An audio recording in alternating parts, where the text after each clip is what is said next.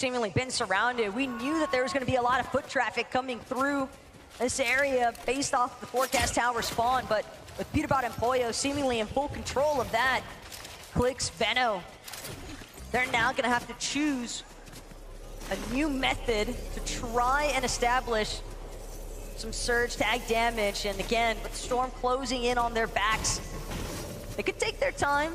They could still potentially loop back around, hit the vending machine that they're familiar with, if that's still standing.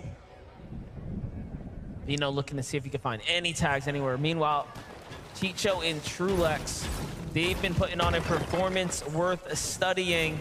You have to start to wonder now, what is it about their drop spot, their mid game, their early game that they've been able to do so well, that they've continued to make end game and then perform at the highest caliber, now being one of the few teams in the race here for the first place.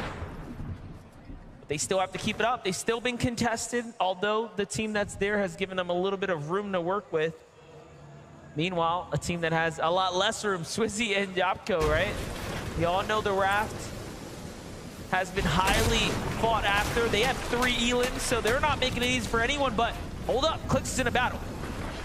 It's Crisp on the other side of this box, but Clix, Veno definitely looking a lot more healthy than their counterpart, and sure enough, Veno is gonna close this one out. That's another elimination, 12 points already. Keep in mind, that point multiplier doesn't just come into effect for the placements, but eliminations also being worth 6 apiece. It's a great way to climb.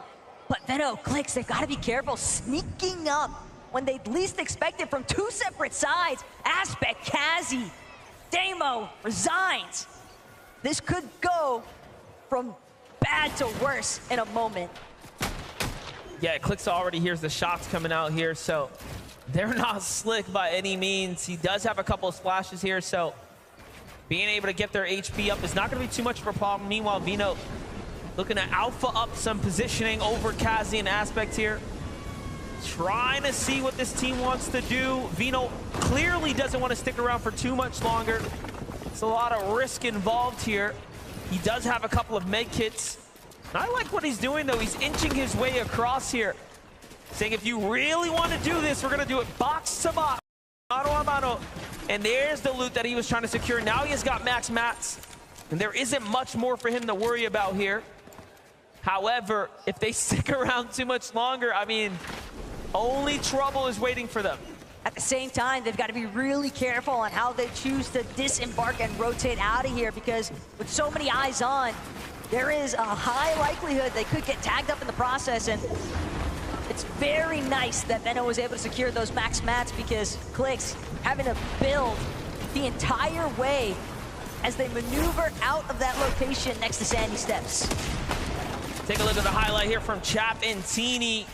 Strong EU duo, very consistent and for good reason. They take down FKS and Adapter there in a head-to-head engagement. Adapter still standing, actually, as we jump in live here, even after the save, but unfortunate now as they get fully finished. Trap goes down, the save's gonna come in. More shots from the distance here. It's Vico and Flixie hearing what's happening. Bobby and Larpex inside the base nearby as well. In come Muzz and Epic Whale. They hear the action. They're gonna need some surge.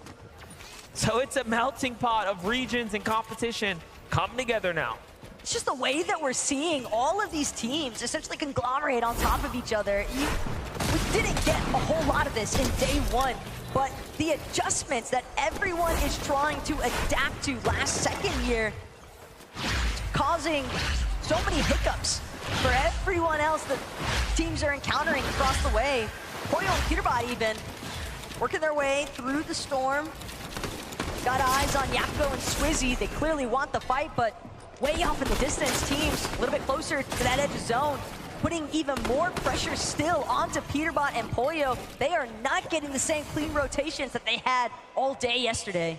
Now keep in mind, this is a team that has landed on each other, right, coming into the season. So Peterbot and Pollo now forcing a back out because tags are coming in from the distance is definitely not ideal by any means. However, if they found the tags that they need, they won't have the problem they had in match number 7, right?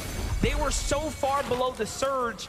This lobby's starting to cut down pretty quick, so We are just gonna have to see what happens when the zone closes here. Problem though, Peterbot, he's the only one with the med kit. Pollo, he's got to hope that he can find some bandages, a med kit, any form of white heals along the way. But that moment doesn't seem like it's going to come.